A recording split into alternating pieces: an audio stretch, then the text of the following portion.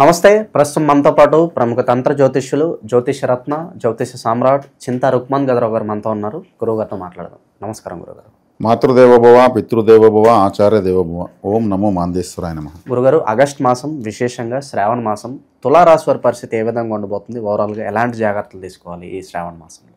ఈ ఆగస్టు మాసంలో తులారాశి వాళ్ళ గురించి మనం మాట్లాడుకోబోయే ముందు, మనం ప్రతి మాసం మాస ఫలితాలు చెప్పే ముందు ప్రతి రాశి గురించి కొన్ని ప్రత్యేకతలు మనం మాట్లాడుకున్న తర్వాత నేను చెప్తున్నాము. అందులో భాగంగా తులారాశి వాళ్ళు గురించి మనం మాట్లాడుకోవాలంటే, ఈ తులారాశి చరరాశి.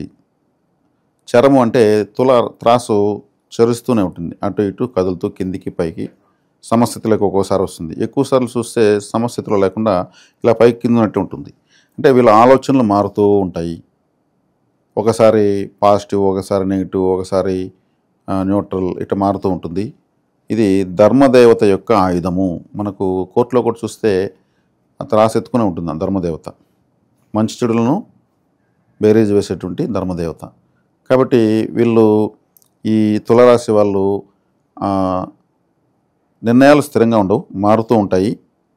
వీళ్ళకు ఏమాత్రం నచ్చకపోయినా, ధర్మదేవత అన్నాం కదా, ధర్మదేవతగా నచ్చకపోతే యాక్సెప్ట్ చేస్తుందా? చేయదు.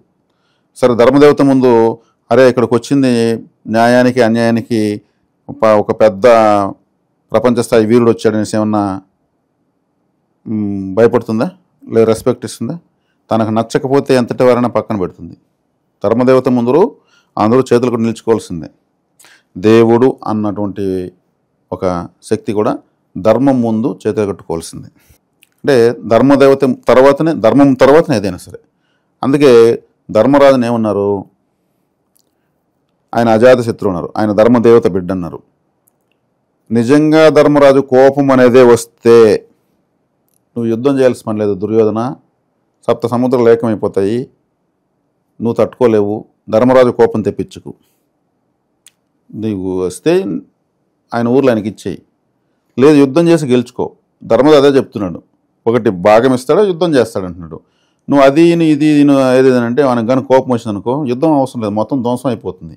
ధర్మదేవతకు ఆగ్రహం తెప్పించొద్దంటే అప్పుడు శకుని లాంటి వాళ్ళు కూడా చెప్తారు, అది నిజమే, ఏదైనా అంటే మనం యుద్ధం చేసుకుందాము, ధర్మరాజుకు మాత్రం కోపం తెప్పించొద్దాం. అంటే ధర్మదేవత ముందు ఎవరైనా నిలుచుకోవాల్సిందే. కాబట్టి వీళ్ళు మంచి చెడులను విశ్లేషించే దాంట్లో నిష్ణాతులుగా ఉంటారు. ధర్మదేవత యొక్క రాశిది. వీళ్ళకు కిడ్నీస్ ప్రాబ్లం వచ్చేందుకు అవకాశం ఉంటుంది. ఎందుకంటే తులారాశి కిడ్నీలు సూచిస్తుంది. మేషరాశి నుంచి కిడ్నీలో రాళ్ళు వస్తున్నాయి అన్నప్పుడు, ఏ రాశి వాళ్ళకన్నా కిడ్నీలు రాళ్ళు వస్తున్నాయంటే తులారాశిలోకి ఏదైనా చెడు గ్రహం వచ్చినప్పుడు ఆ ప్రభావం తగులుతుంది. వీళ్ళు ధర్మదేవత సంబంధం రాశాను కాబట్టి వైవాహిక జీవితంలో కూడా ఏదన్నా వీళ్ళకి విసుగొస్తే అక్కడ భార్యను కూడా పక్కన పెడతారు. అది తప్పు కదా, నాకు నచ్చలేదు నువ్వు చేసిందంటారు. అది అనురాగంగా ప్రేమానురాగాలతో ఉండాల్సింది కూడా ఒక జడ్జిలాగా తీర్పు ఇచ్చారనుకోండి, ఎలా ఉంటుంది?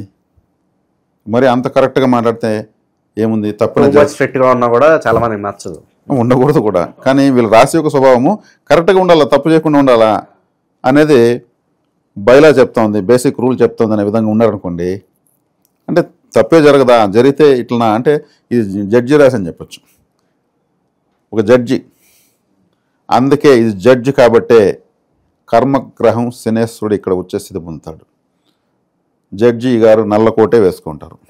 శని ప్రభావంలో కోటు ఉంటుంది. నల్లగుడ్డే, శనేశ్వర సమయం నల్లగుడ్డే ధర్మదేవత కండ్లకు కట్టుంటారు. ధర్మం ఎక్కడుంటే అక్కడ శనేశ్వరుడు ఉంటాడు. ఆయన అందుకే తులారాశిలో ఉచ్చస్థితి. కాబట్టి వీళ్ళ యొక్క ధర్మమే ఒక్కొక్కప్పుడు వీళ్ళకి శత్రువు అవుతుంది. ధర్మం ఎప్పుడు అది పెరగదు, తరగదు, సమంగా ఉంటుంది. దాన్ని ఎవరు నశింపజేయలేరు. ఈ రోజుల్లో ధర్మంగా ఉన్న వాళ్ళకి ఎక్కువ కష్టాలు, వీళ్ళకి చేరు. నాకు చెడ్డ పేరు వచ్చినా పర్లేదు, నా ధర్మాన్ని నేను విన్ను. మరి అంత న్యాయానికి పోయి ఎందుకు ఇంత చెడ్డ పేరు తెచ్చుకుంటే అందరు నోట్లు ఎందుకు పడతాం అంటే అనుకున్నారు. ధర్మం మంచి ఏదో చెడ్డదో నాకు తెలుసు. అర్థమైందా? ఇలా ఉంటుంది.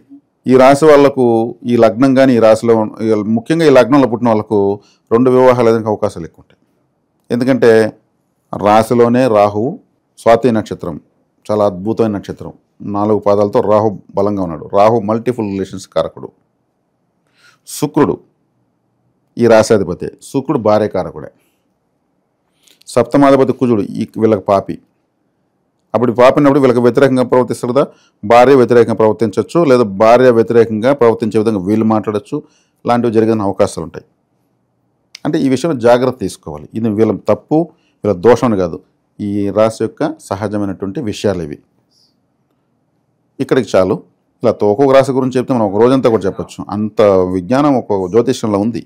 మనం ప్రతి మాసం చెప్పుకుంటూ వెళ్దాం. ప్రజెంట్ ఆగస్టు మాసం అయితే మరి ఎలాంటి పరిస్థితుల్లో రాబోతుంది? ఆగస్టు మాసంలో వీళ్లకు ఈ మధ్యకాలంలోనే షష్టగ్రహ కూటమి కట్టింది. ఆ షష్టగ్రహ కూటమి అనుకూలించే రాశుల్లో మొట్టమొదటి రాశి వృషభ రాశి, తర్వాత తులారాశి, తర్వాత మకర రాశి, మిథున రాశి అని కూడా చెప్పుకున్నాం, 4వ రాశి. ఆ షష్టగ్రహ కూటమి ప్రభావం వీళ్లకు రానున్న కాలంలో విశేషమైన ఫలితాలు ఇస్తుందని చెప్పాము. వీళ్లకు 6వ ఇంటికి శని వెళ్ళడము, వీళ్ళ రాశిలో ఉచ్చస్థితి గ్రహము. శని 6వ ఇంట్లో విశేష రాజయోగం కావడము, మూల త్రికోణ రాశి అయినటువంటి కొమ్మూలకి రాహు తన మూల త్రికోణ రాశులకు రావడము, గురువు భాగ్యంలోకి రావడము, ఈ మాసం 10వ స్థానంలో శుక్రుడు సంచారము రాశ్యాధిపతి, 11వ స్థానంలో బుధుడు రవి కేతు సంచరించడము, ఇవన్నీ తీసుకుంటే ఏ వైపును చూసినా అనుకూల పవనాలే వీస్తున్నాయి. షష్టగ్రహ కూటమి జరిగిన మూలకం తీసుకుంటే కూడా గురువు భాగ్యం గోచారంలో, దీని గురించి తెలియని వాళ్ళు లేరు. 6వ శని విశేషంగా యోగిస్తాడు. ఈ రాశిలోనే ఉన్నటువంటి స్వాతి నక్షత్రానికి అధిపతి పంచమూల త్రికోణంలో కుంభంలో స్ట్రాంగ్గా ఉన్నాడు. ఆయన 18 సంవత్సరాల తర్వాత వచ్చాడు. లాభంలో రవి కేతు బుధులు, దశమంలో శుక్రుడు. ఇంకేం కావాలి వీళ్ళకు? కుజుడు వేయంలో ఉన్నాడు. కుజుడు వేయంలో కూడా మంచిదే, ఎందుకంటే నష్టం చేసేవాడు నష్టంలో పడిపోయి శత్రువుకు బలం లేదు. కాబట్టి సర్వగ్రహానుకూలత తులారాశి వాళ్ళకు ఉంది. శత్రువుల నుంచి అయితే అంతగా ఇబ్బంది లేదంటారు? ఏమి ఇబ్బంది లేదు. వాళ్ళతో ఇంకేమైనా శత్రువులు ఇంట్లో శత్రుత్వం కట్టిన వాళ్ళంతా కూడా ఫ్రెండ్స్గా మారిన అవకాశం ఉంటాయి. నాది అప్పుడు పొరపాటు అయింది, సారీ మిస్టర్, నేను ఇంకెప్పుడు చేయను. ఇక భూమికి సంబంధించిన వ్యవహారాల్లో ఏదన్నా జాగ్రత్తలు తీసుకోవాల్సిన అవసరం ఉందంటారు? జాగ్రత్తలు ఏమి లేవండి. అనుకూలంగా ఉన్నప్పుడు జాగ్రత్త ఏముంది? సర్వానుగ్రహ కూలుతున్నప్పుడు అన్ని విధాల భూమి, శుభకార్యాలు, వివాహము, కొత్త వ్యాపారాలు, ఇంకా అన్ని రకాల శుభకార్యాలు వీళ్ళు చేసుకోవచ్చు. విదేశీ ప్రయత్నాలు బాగుంటాయి అంటారా? విదేశీ ప్రయత్నాలు బాగానే ఉంటాయి. వీళ్ళ ప్రయత్నాలు ఇప్పుడు చేసుకోవచ్చు. కుజుడు వ్యయంలో ఉన్నాడు. వ్యయస్థాన స్థితికి అంతా కొంత కోల్పోయిన తర్వాత బాగుంటుంది. విదేశీ ప్రయాణాలు సక్సెస్ అవుతాయి, మరి ఇబ్బంది ఏం లేదు. బయట పరిస్థితులు ఎలా ఉన్నాయి మనం చూస్తున్నాము. ఈ అక్రమ సంబంధాల వల్ల చాలా వరకు వైవాహిక జీవితంలో ఇబ్బందులు వస్తున్నాయి. అలాంటి టెంప్టేషన్స్కి గురయ్యే అవకాశాలు అని కనిపిస్తున్నాయి అంటారా? అంటే ఇప్పుడు ఇక్కడ పంచమంలో రాహు, పంచమం అంటే మానసిక స్థానము, అక్కడ రాహు ఉన్నాడు కాబట్టి ఇటువంటి ప్రభావాలు, వాతావరణాలు మారేదానికి అవకాశం ఉంది ఇటువంటి విషయాల విషయంగా. దశమంలో శుక్రుడు అంటే చంద్రుడి యొక్క రాశి. చంద్రుడు మనసు కారకుడు, అక్కడ శుక్రుడు ఉన్నాడు. శుక్రుడు కామకత్వానికి కారకుడు. లాభంలో 3 గ్రహాలు ఉన్నాయి. వీళ్ళు ఇటువంటి ప్రయత్నాలు చేస్తే లాభాలు వచ్చేందుకు అవకాశం ఉందని చెప్పచ్చు. అంటే లాభాలు వచ్చిందంటే వీళ్ళకి సానుకూలంగా ఉన్నాయని, అంటే ఇది మనం ఎంకరేజ్ చేసినట్టు కాదు, కానీ గ్రహస్థితిని యాజ్ ఇట్ ఈజ్ వివరించేస్తున్నాం. బట్ ఆ రిలేషన్ వల్ల వీళ్ళకి కలిసి వస్తుంది అంటారు, ఏదో పరంగా, ఏదో ఒక రకంగా అట్లా పరిచయం అన్న వల్ల కొంత వ్యాపారాల్లో కలిసి రావడమో, లేదంటే ఇంకేదైనా ఆర్థికంగా ఇచ్చిపుచ్చుకోవడాలో, కొంతమంది వ్యాపారంలోకి లేడీ పార్ట్నర్స్ రావడము, నేను పెట్టుబడి పెడతాను, లాభాల్లో నేను ఏం చేయలేను, పెట్టుబడి పెట్టగలను అనడము, ఇట్లాంటివి కూడా జరిగేదని అవకాశం ఉంది. సహజంగా అక్కడక్కడ జరుగుతుందని చూస్తూ ఉంటాం. ఓవరాల్గా వీళ్ళ నెట్వర్క్ ఎలా ఉంచుకుంటే బెటర్ అంటారు? లైక్ ఎక్కువ మంది కావచ్చు, అంటే ఎవరితో ఎలా బిహేవ్ చేయాలి, నెట్వర్క్ ఓవరాల్గా ఎలా ఉంటే బాగుంటుంది అంటారు వీళ్ళకి? నెట్వర్క్ అనేది ఎత్తుకుంటే వీళ్ళ యొక్క రాశి యొక్క సింబలే తులా అని చెప్పాను. తులా అనే దానికి స్థిరత్వం లేదు అని చెప్పాను. కాబట్టి నెట్వర్క్ని వీళ్ళు ఎక్కువ కాలం పాటు స్టాండర్డ్గా పెట్టలేరు, మారుతూనే ఉంటుంది. కొత్త నెట్వర్క్ ఎంటర్ అవుతూనే ఉంటుంది. అంటే నెట్వర్క్ అంటే ఫ్రెండ్ సర్కిల్ కూడా నెట్వర్కే, బంధువర్గం ఒక నెట్వర్క్. కాబట్టి ఆ విషయాల్లో వీళ్ళు ఏ విధమైన నెట్వర్క్లో తీసుకున్న మార్పులు అయితే జరుగుతూనే ఉంటాయి. ఫలానా మనం స్టాండర్డ్గా చెప్పలేము. ఎప్పటికప్పుడు కొత్త మనుషులు వస్తూనే ఉంటారు. కొత్తదనానికి కారకుడు రాహువే. ఆ నక్షత్రం ఇక్కడే ఉంది. ప్లస్ వీళ్ళ సింబల్ కూడా త్రాసు ఎప్పుడు స్థిరంగా ఉండదు కదా. కాబట్టి లాభాధిపతి రవి వీళ్ళకు బాధకాధిపతి. రవి బాధకాధిపతి కాబట్టి నెట్వర్క్ స్థిరంగా పెట్టడు. నరఘోష నరదిష్టికి ఏదన్నా రెమెడీస్ చెప్పండి. ఎందుకంటే చాలా వరకు మంచి ఫలితాలు ఉన్నాయి కాబట్టి ఆబ్వియస్లీ పక్క వాళ్ళ చూపు మన మీద పడుతూ ఉంటుంది.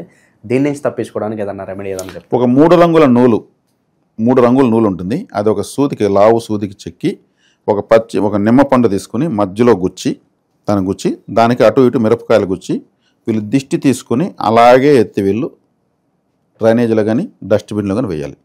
3 రంగుల నూలు అంటే ఒక 3 గ్రహాలకు సంబంధించినటువంటి రంగులు అందులో ఉంటాయి. సూది అంటే బాధించేదని అర్థం. దిష్టి తీస్తే మనం వాదించేటువంటిది ఆ 3 రంగుల నూలు, ఈ పచ్చిమిరపకాయలు, నిమ్మకాయ. ఇదొక తాంత్రికమైన ఒక వస్తువులాగా ఉంటుంది. చెప్పడానికి ఒక విధంగా భయంకరమైన వస్తువులాగా కనిపిస్తుంది. అది నిమ్మ పండులో ఒక దబ్బనం గుచ్చడము, నల్ల రంగు నూలు గుచ్చడము, అటు మిరపకాయలు ఇటు మిరపకాయలు అంటే ఎట్లుంటుందంటే ఇంతవరకు ఈ పరిహారం ఎవరికి చెప్పలేదు. ఇది తీయడం బెటరు. ఎక్కువగా వీళ్ళకి పాజిటివ్ గ్రహాలు ఉన్నాయని మీరు అడగడంలో సందేహం ఏం లేదు. దిష్టి కూడా ఎక్కువ ఉంటుంది. దాన్ని తీసి అలాగే అయితే డస్ట్బిన్లో వేసేయాలి, ఎక్కడ కుప్ప తొట్లో వేయాలి. ఇంకెక్కడ వేస్తే తొక్కుతారు కాబట్టి. సో ఇంకా విశేషంగా ఎలాంటి పరిహారాలు దైవారాధన చేసుకుంటే బాగుంటుందంటారు ఈ నెల వేళ? విశేషంగా వీళ్ళు దుర్గారాధన, అదేవిధంగా వీళ్ళు చేసుకున్న ఆరాధన వచ్చి లక్ష్మీ ఆరాధన. లక్ష్మీదేవి, దుర్గాదేవి ఆరాధన చేసుకో. లక్ష్మీదేవి వచ్చి శుక్రుడు దశమలో ఉన్నాడు కాబట్టి అమలయోగం నడుస్తుంది కాబట్టి, దుర్గాదేవి ఆరాధన వచ్చేకాడికి రాహు 5వ ఇంట్లో ఉన్నాడు కాబట్టి అదృష్టం పెరగాలి కాబట్టి విశేషంగా వస్తుంది. వీళ్ళు ఏదన్నా కొత్త పనులు ప్రారంభించాలంటే వారంలో ఏ రోజు బాగా కలిసి వస్తుంది అంటారు? అలాగే ఆ పనుల్లో అనుకూలత కావచ్చు, పాజిటివిటీ రావడానికి ఏదన్నా విశేషంగా మంత్రం ఏదన్నా ఉంటుందా వీళ్ళకి? ఏదన్నా మంత్రము అనేది మనము సపోర్ట్ చేయడం లేదు. మంత్రాలు బాగానే పనిచేస్తాయి. కానీ మంత్రము తీసుకుని ఈ మాసం కోసం మంత్రము, ఈ వారం కోసం మంత్రం తీసుకుంటే అది మంత్రాన్ని మనము దాని పూర్ణ శక్తిని తీసుకోలేము. అది గురుముఖత తీసుకోవాల్సింది. ఒక చెప్పాలంటే ఒక జ్ఞాన గురువు, కారణ గురువు చేత తీసుకోవాలి మంత్రం. బాధ గురువులు, బోధ గురువుల దగ్గర తీసుకోకూడదు. బాధ గురువులు అంటే బాధ పెడతారు వాళ్ళు ఏదో ఒక విధంగా, అంటే డబ్బులు ఎమర్స్ చేసుకుంటారు.